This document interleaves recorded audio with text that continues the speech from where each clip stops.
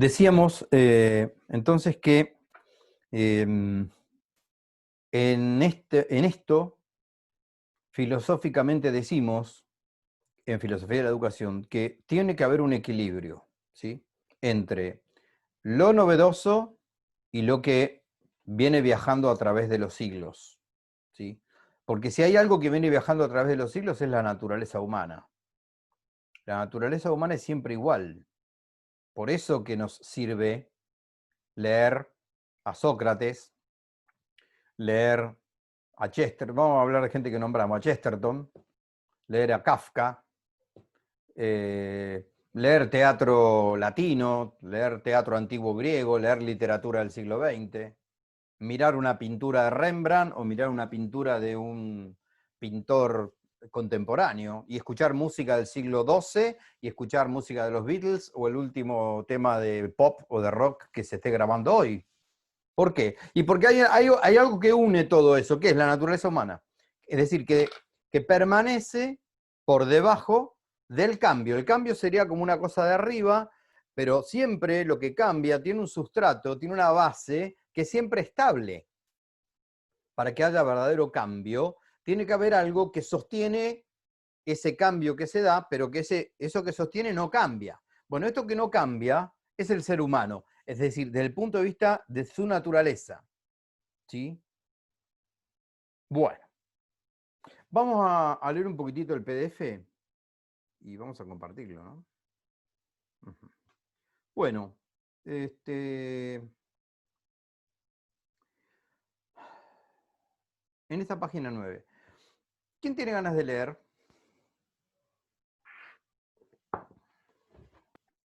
Yo leo, profe. Bueno, ¿quién dijo? Yo, Paloma. Paloma. Bueno, Paloma, ¿viste donde dice status virtutis? Sí. Vamos un poquito ahí. El núcleo conceptual de la definición radica en la expresión status virtutis. Por ello, es necesario profundizar su significado para poder entender cabalmente las dimensiones del fin de educar, comprendido en la misma. Milian Puelles, Sí, ¿se pronuncia? sí, pues sí. Puelles. Sostiene la dificultad de traducción precisa del término status, dado que la voz latina supone la noción de permanencia, que no poseen las castellanas. Las que más se aproximan a él son las voces de estado y de situación, pero la dificultad radica en que ellas son consideradas tanto para caracterizar alguna estabilidad como también para denominar a lo efímero y fugitivo. Esta última significación es la que más uso posee, ya que se llama simple situación o mero estado a aquello cuyo carácter transitorio se quiere subrayar. Lo que se pretende al educar no es la esencia o sustancia del educando, sino solo un status. ¿Sigo? Por favor. Este estado que se logra con la educación se manifiesta como un enriquecimiento o expansión del sujeto, ya que posee una esencia. El status se alza sobre la esencia y cuenta con ese íntimo núcleo del ser, por eso se puede decir que... Ay, se me cortó, profe, no llego a ver más. Bueno. Porque yo no lo bajé, que sonso. Yo lo tengo acá en papel. Perdón. Ahí estamos. Status. Ahí está. El status se alza sobre la esencia y cuenta con ese íntimo núcleo del ser. Por eso se puede decir que status se contrapone a esencia, Uh-huh. en cuanto este status es accidental y secundario frente al carácter sustancial y primario que le corresponde a la esencia. Pero a su vez, status supone la esencia, dado que el hombre puede ser educado porque posee una esencia. Vamos a parar un poquito ahí. Perfecto. Tengo que habilitar a don Pizarrón. Otra vez, espérenme un segundito.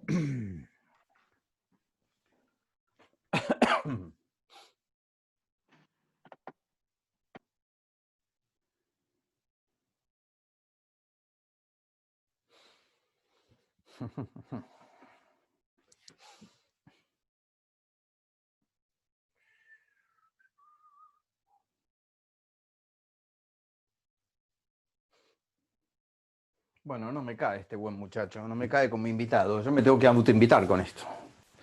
A ver si ahora sí.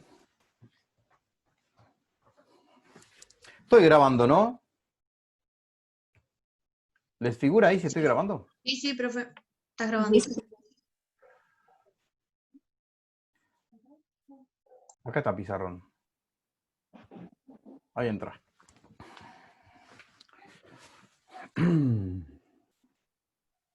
Ustedes me escuchan bien cuando yo me corro de ahí, ¿no? Sí, se escucha, profe. Ok. Estoy acomplejado, perdón. El otro día Micaela me cargaba. ¿Te acuerdas, Micaela, que me... Llegó un momento donde ya me vio recontra perseguido, ya me decía que no se escuchaba ni veía ya. Sí, sí. Cortaba, pateaba el enchufe en cualquier momento y me iba a llorar. Bueno, esta noción de... Acá me ven, ¿no? Acá sí. Esta noción de estado, antropológicamente hay que entenderla como algo distinto de la esencia. Esa palabra esentia acontece, es la palabra latina. Status y esencia son palabras latinas. El ser humano es esencia más estado. ¿Por qué? Porque su esencia es su naturaleza, es su ser, es lo que él es un ser humano. Ni bien sale, ya, ni bien se forma en el vientre de su madre por la unión de una gameta masculina y una gameta femenina, ya es un ser humano. Esto está comprobado genéticamente. ¿Sí? El día 14 de gestación, el embrión ya tiene todo el genoma humano perfectamente establecido. No hay vuelta de hoja. Muy bien, esto es la esencia, la naturaleza, el ser. Ahora, a este ser que le sumamos el orden del hacer. ¿Sí? O si se quiere, de la operación. Yo como ser humano soy un ser que además de ser lo que es, hace en base a lo que es. Por lo que una entidad, un ser, hace, yo puedo darme cuenta qué naturaleza tiene. Por eso que las operaciones del viviente vegetativo, lo estudiamos, eran unas, mientras que las nociones del viviente, las operaciones del viviente sensitivo eran otras, y las del racional son otras. ¿Está? Uno es ser más hacer. Este estatus, este lo vamos a escribir entero. Este status virtutis tiene que ver con esto, con el hacer. Por eso que a Santo Tomás le va a gustar hablar de segunda generación o de segunda naturaleza. ¿Cuál es la primera naturaleza? Esta sería la primera naturaleza. Y esta sería la segunda naturaleza. ¿A qué voy yo a la escuela? ¿Qué logra conmigo mi familia como ente educador, como núcleo de educación? ¿Qué logra? Esto. Micaela creo que preguntó el otro día.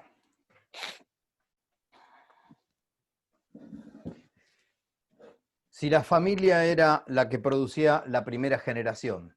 Recuerdo que hizo esa pregunta. Y yo le dije que no. Porque de la primera generación no hace falta tener una familia.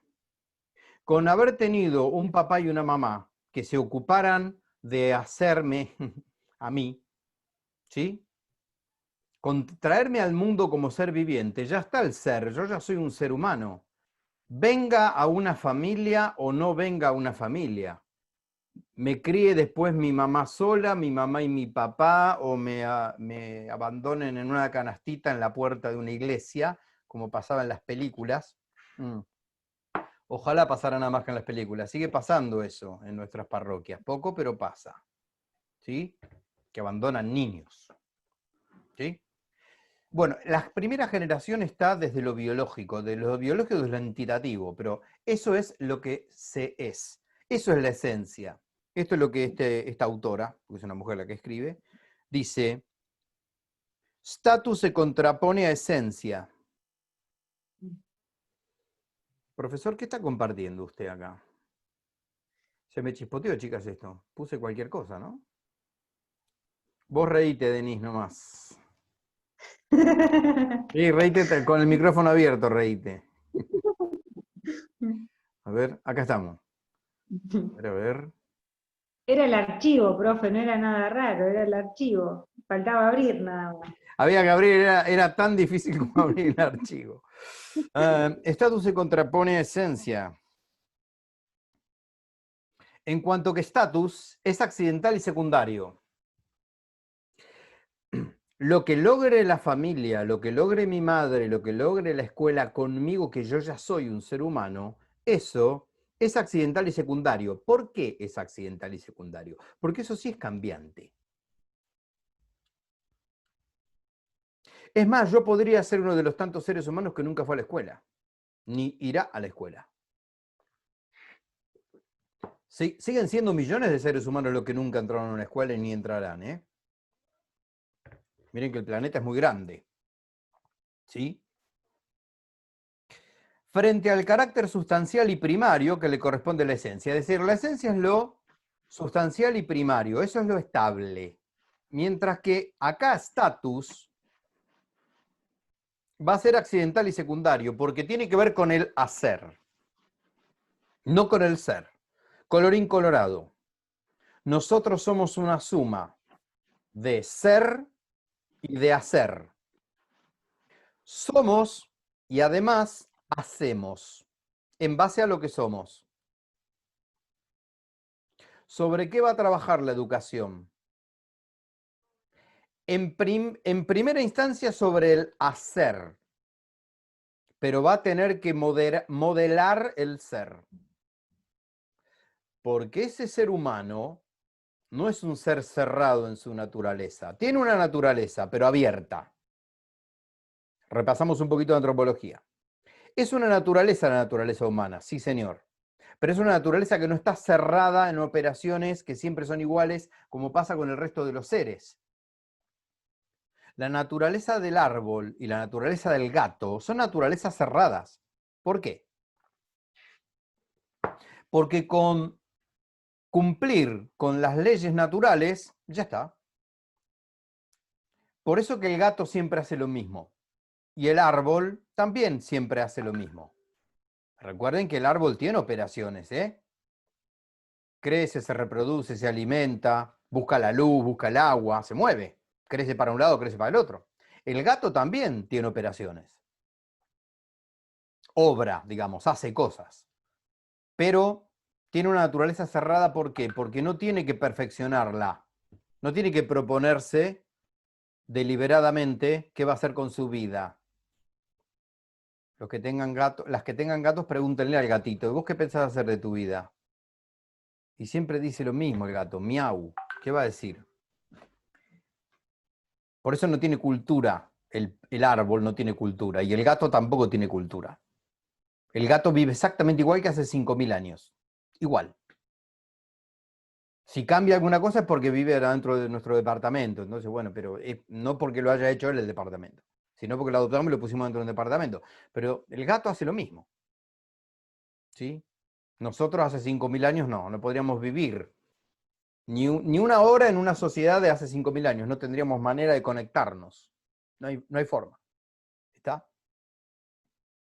Entonces, este hacer humano, sobre este hacer es que trabaja la educación. Ese status virtutis, ese estado de virtud, vamos a decirlo de ahora en más en castellano. Ese estado de virtud, que es el fin de la educación, que el alumno crezca en virtudes, se trabaja sobre el hacer, pero tiene que repercutir en el ser que está abierto a esa operación. ¿Por qué está abierto a esa operación? Esa es una pregunta de examen. Yo podría preguntar. ¿Cómo, profe, me repetís lo último que dijiste? ¿Por qué el ser humano está abierto a su operación? ¿Por qué tiene una operatividad abierta y no clausurada sobre su propia naturaleza? ¿Por qué tiene una naturaleza abierta? Esa es una pregunta de examen. Voy con la respuesta. A Por ver, los cambios, por los cambios, Puedes, por los cambios que atraviesa el ser humano. por los cambios que atraviesa el ser humano. Bueno, Paloma, profe, sí, puede ser porque es un ser perfectible.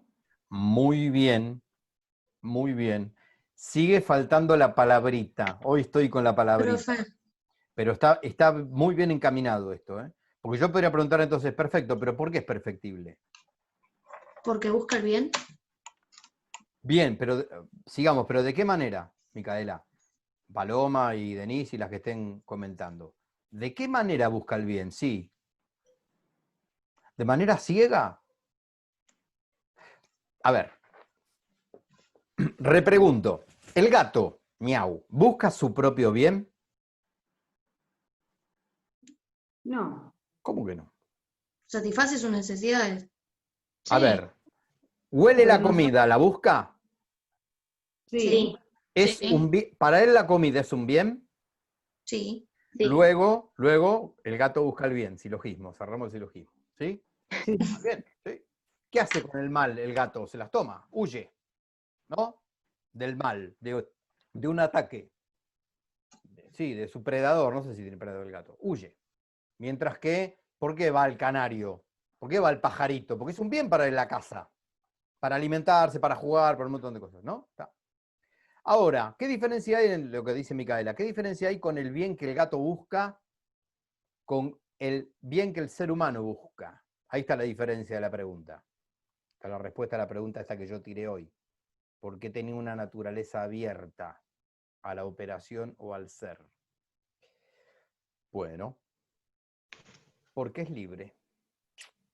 Sencillamente por la libertad. El gato no tiene manera de no ir a la comida cuando le presento la comida. Yo sí tengo manera de no ir a la comida cuando me presentan la comida. A mí no me vendría nada mal. ¿Sí? ¿Cuántas veces tenemos? Y necesitamos casualmente una virtud que modere eso. Se llama templanza la virtud. Modera el apetito irascible, dice Platón, ¿no? Es decir, esa tendencia que tengo a comerme toda la torta, me dice, no, pará, comé un pedazo, 2 pedazos. Y listo, dejá el resto para mañana o para los demás. ¿Está?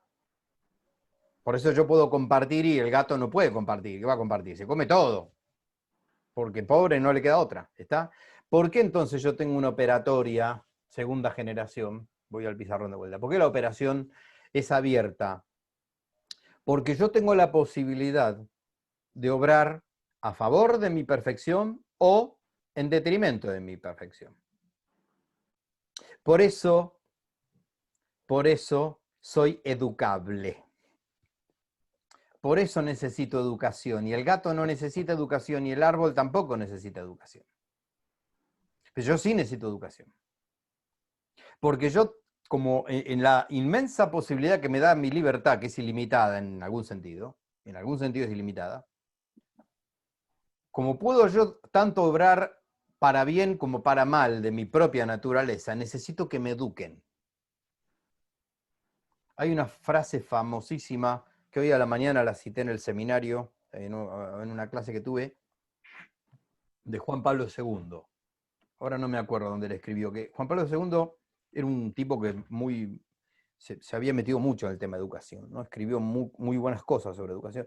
Él decía, en la vida de hoy, el hombre de hoy, si no se educa, si no se construye moralmente, se destruye físicamente. Si el hombre no se construye moralmente, se destruye físicamente. Y sí, es así. Sí, tal cual. Si yo hoy a una persona no la educo, no le enseño a dominarse, a elegir el bien, a mostrarle que a pesar de que el bien es costoso y difícil, vale la pena el esfuerzo, que no tiene que guiarse por la ley del menor esfuerzo, porque eso es para el resto de la naturaleza, pero no para la naturaleza humana. Generalmente las grandes cosas que uno logra humanamente son difíciles. Pensemos en esta carrera. Hay que estar 4 años cursando todos los días para tener un título. ¿Sí? ¿Cuánta gente, cuántos alumnos tienen un montón de capacidades y podrían ser grandes docentes, pero les falta la tenacidad, la constancia, y a veces dejan las carreras por eso, no porque les falte capacidad. Pasa. ¿Sí? Bueno, entonces, a la pregunta, ¿por qué la naturaleza humana está abierta? Porque se tiene que hacer en la operación, se tiene que hacer en libertad. Acá viene la educabilidad del sujeto, ¿no? Seguimos un poquito más, ¿puede ser? Espera, ¿Sigo leyendo, profe? sí, pero para que bajamos. Ahí está. No sé dónde dejaste, Paloma, en Santo Tomás. ¿Dejaste? Sí, Santo Tomás. Dale.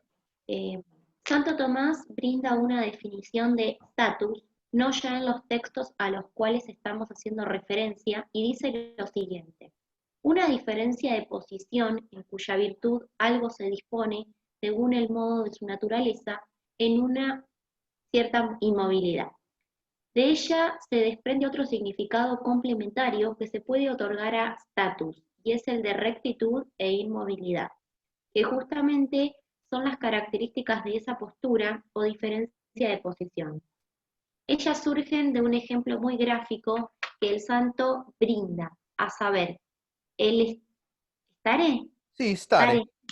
El stare no se atribuye al hombre cuando éste yace o está sentado, sino únicamente cuando está de pie. Y tampoco si se halla en movimiento, sino tan solo si se mantiene quieto. Si desde el orden de esta postura física se pasa al de un status moral de nuestra entera personalidad humana, la rectitud y la inmovilidad cobran un sentido diferente. Se tratará de la rectitud y de la inmovilidad que deben convenir a aquel estado que ha de ser perfecto como estado del hombre en cuanto hombre. Bueno, En general, la idea de perfección lleva también consigo la de rectitud, tomada.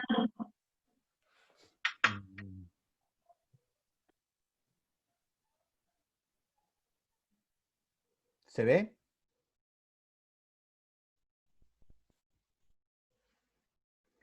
¿Te silenciaste, Paloma? Sí, pero me habías dicho que frenara, profe. Ah, sí. Bueno, ¿O gracias. sigo? No, porque está muy denso esto. Sí. Yo, a ver, ya que estamos a algún tiempo de que la materia se termine y hay que pensar en un examen.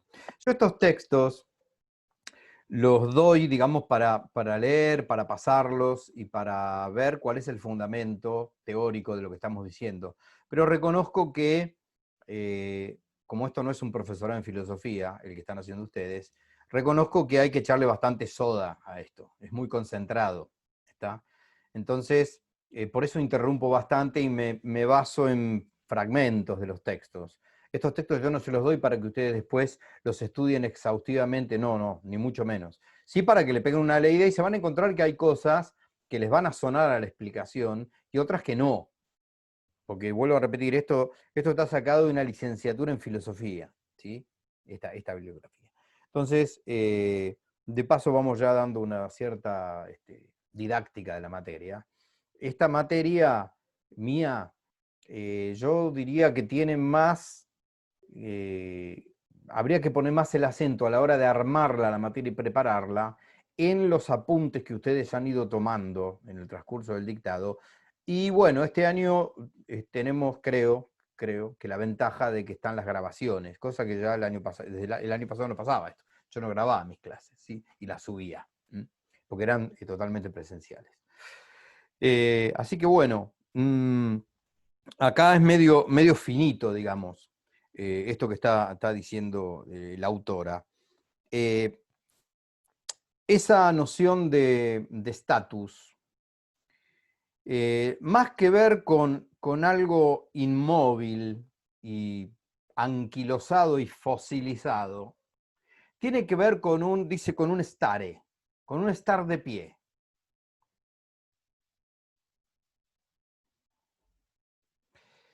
No sé por qué me viene una palabra en inglés. El vocablo es stand se escribe.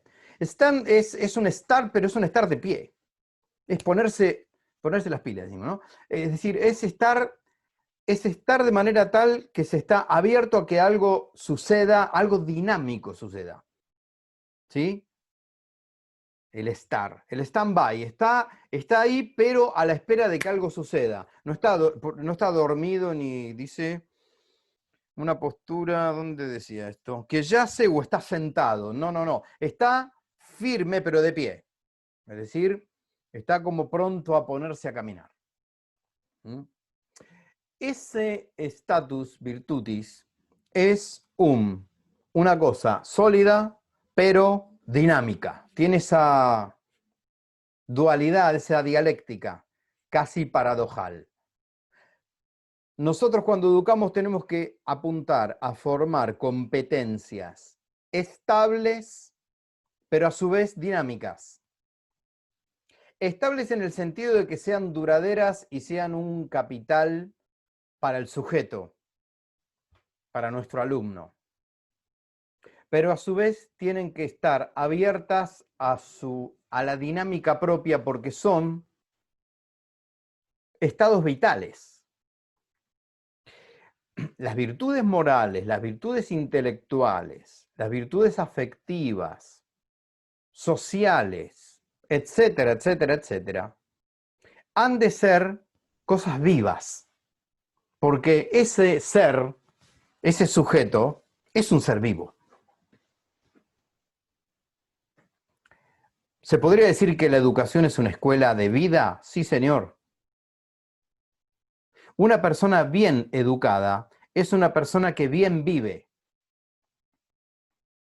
¿Se acuerdan cuando nos separamos al principio de aquella idea de persona bien educada que estaba reducida a los modales o a una especie de barniz formal de lo que podemos decir vulgarmente que es una persona educada? Bueno, nada que ver con eso. Una persona verdaderamente educada es una persona que ha sido potenciada y ha visto realizados un montón de capacidades que traía, gracias a que el sistema educativo, quien fuera, le ayudó a sacarlo. Por eso esa noción socrática que trabajamos al principio de la unidad, de educere, ¿no? De extraer, de sacar algo que el alumno tiene. Hace algunos años, una vicedirectora de un colegio que yo trabajaba, eran de estas autoridades que a veces, por ser un poco misericordiosas con algunos alumnos que no van ni para atrás ni para adelante, que a veces hay, me acuerdo que ella siempre decía, no, pero mira, Marcelo, vos tenés en cuenta que Menganito es un chico muy capaz, vos lo ves que es vago, nunca estudia, no hace nada, pero vos sabés que él, yo me di cuenta que es muy capaz. Claro, pero Menganito está en 5º año de secundaria. O sea, para estar diagnosticando capacidades ya es un poco tarde. Me parece bárbaro que sea un chico muy capaz, pero le queda un año de educación obligatoria. Es decir, ¿qué pasó con el sistema educativo y ese chico? Que solo llegamos a diagnosticar capacidades, pero ya es hora, en un 5º de secundaria, que esas capacidades se realicen. Que no sean nada más que promesas. Porque ese chico el año que viene tiene que estar preparado para entrar a la universidad, entre otras cosas. Y si esas capacidades no las explota y las manifiesta, y pasan a ser más que capacidades, pues, bueno, algo no ocurrió ahí. ¿Está? Bueno. ¿Preguntas? ¿Dudas? Voy a hacer un salto. Nos quedan 9 minutos. ¡Qué velocidad!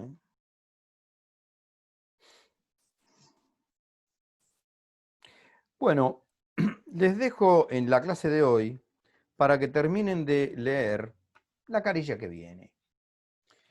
Porque después vamos a entrar en el tema de las causas. En la página 10 culmina esto. Culmina casualmente con la última palabra de la página 10, es esto que hablamos hoy, segunda generación. Y remato a modo de cierre, ¿no? de esta pequeña parte del texto y de esta clase. La segunda generación entonces va a ser, en definitiva, el fin de la educación. Es decir, ese status virtutis, ese estado de virtudes, ese ser humano que tiene una esencia, se encamina en la conformación de su libertad a planificar su ser. Es decir, ya tiene un ser, pero por su libertad y por la operatoria libre y autoconsciente, va a desarrollar una segunda naturaleza. En armonía con la primera, no es que tenga dos naturalezas, es una distinción de razón esta, es una manera de hablar, ¿eh? La naturaleza sigue siendo la misma, pero es una naturaleza que no está acabada, no está terminada. Se tiene que hacer en la existencia. Hoy yo lo nombré a Heidegger, justo. Heidegger decía eso. El ser se tiene que hacer, el ser humano se tiene que hacer en la vida. Por eso que es la pregunta más humana que hay. ¿Y vos qué pensás hacer de tu vida? ¿Cuántas veces nos han preguntado eso? Y se lo hemos preguntado a más de uno o una. Vos. ¿Y vos qué pensás hacer de tu vida? Como diciéndole, ¿qué pasa con vos? Solamente un ser humano le puede hacer esta pregunta. Porque es el único ser que, esto es bien de Heidegger, que puede dar respuestas de lo que es. Es el único ser que tiene que responder por lo que es y por lo que va a ser y a hacer. Claro que sí. Tenemos que dar explicaciones de por qué vivimos como vivimos y por qué somos lo que somos y no somos lo que no somos. Porque tenemos responsabilidad.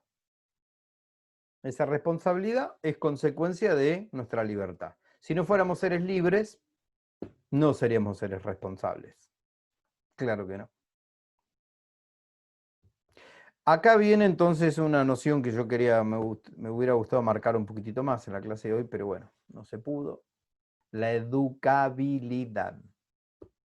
¿Es un ser educable el ser humano? Sí, señor. Esta pregunta parece una pavada y una obviedad, pero hay corrientes contemporáneas, pedagógicas, que sostienen lo contrario, ¿eh? El otro día creo que hablamos. Creo que fue acá que hablamos. Hay corrientes tenidas como incluso como muy vanguardistas y muy modernosas y qué sé yo, y muy avanzadas que sostienen que en realidad tanto la familia como el Estado, como la iglesia y como la escuela, sobre todo la iglesia, tienen que meterse lo mínimo indispensable, tienen que intervenir lo menos posible en la formación de ese ser humano, porque ese ser humano ya de por sí es algo tan bueno que cuanto menos educación tenga, mejor ser humano será. Creo que fue acá que hablamos de eso, ¿no? Al principio de la unidad, las definiciones que estudiamos de educación, la de Rousseau, Jean-Jacques Rousseau, sostenía esto, ¿sí? Que el ser humano era naturalmente bueno y la sociedad es una porquería. La sociedad es la que pervierte al ser humano. El ser humano, si viviera en estado salvaje, sería una maravilla. No sé de dónde lo sacaron eso, porque uno estudia un poquitito la historia y se da cuenta que en estado salvaje cualquier cosa menos bueno es el ser humano. No. Lo cual no quiere decir que la sociedad sea una garantía de un montón de cosas, tampoco, pero que sí, nosotros desde una cosmovisión cristiana y desde esta postura filosófica que esta idea inspira, vamos a sostener que el hombre es un ser, sí, naturalmente educable, necesita de la educación. Claro que sí. Guay del ser humano que no pasa por una educación sistematizada y orgánica. Pensemos, si quieren, se los dejo como reflexión eso. ¿Qué pasa en esta sociedad que estamos viendo hoy nosotros? Con un ser humano que no ha recibido educación. Decimos, me parece a mí, ¿no? Pero creo que una de las cosas que se nos viene a la cabeza, hablando vulgarmente, es, y la sociedad le pasa por arriba. La sociedad de algún modo se lo fagocita, lo margina inmediatamente. No porque no sabe tal cosa o no leyó tal libro, sino que al no estar apto, hoy en la sociedad nuestra, esta que vivimos, ¿no? Es tan competitiva, eso. que si la persona no ha desarrollado algunas cuestiones propias de destacarse en algo, de especializarse en algo, hoy incluso la inserción no solamente laboral, sino social, es muy difícil. Es muy difícil. Eso nos pasa a los papás que tenemos hijos que empiezan a terminar la secundaria y decís, ¿y qué vas a seguir haciendo de tu vida? ¿Ves? La pregunta humana está ahí. No sé, me voy a tomar un año sabático y ahí uno empieza a caminar por las paredes, por el techo, pero bueno, a veces lo necesitan. Ese año sabático es a veces una penitencia para los padres, un acto penitencial, una cuaresma que dura un año. ¿Qué será de mi hijo en este año sabático? Y está mirando series todo el día y se levanta a las 11 de la mañana y vos decís, ay Dios mío. Bueno, por mi parte, ya está. No sé si quieren compartir algo o preguntar algo.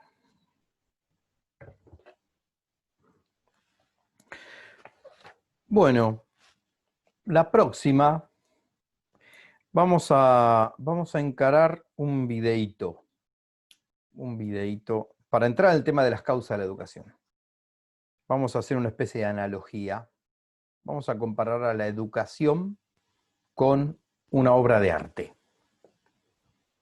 para que en nuestro corazón de docentes, cada uno de nuestros queridos y amados alumnos, lo pensemos, aunque sea por un rato, como una obra maestra, donde nosotros somos los artistas. Un poco va a jugar sobre eso, la analogía. Bueno,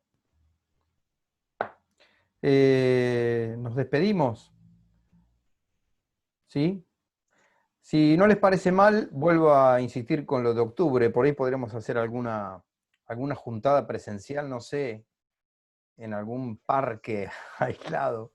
Voy a hablar con alguna colega de primer año. Dale, profe. A ver si por ahí nos podemos juntar a, no sé, a mirarnos en vivo y en directo. ¿Sí? Porque si no, esto ha sido un... Para mí es terrible esto, que yo no sé, a mí me cuesta mucho. Bueno. Sí, profe, preguntar a Marcela. A Marcela Prada, Marcela, sí. Sí. Marcela y Wanda son las dos que más o menos me llevo. Que el resto Sí, con ellas. Ahí está. Son re piolas. Sí, Bueno. profe, por eso. Bueno, muy bien. Buena semana. Conocernos, profe. No escuché. Conocernos, digo. Claro, sí. A conocernos, digo. Ni más ni menos. Nada menos que eso. Bueno, muy buena semana. Claro. Y nos vemos, si Dios quiere.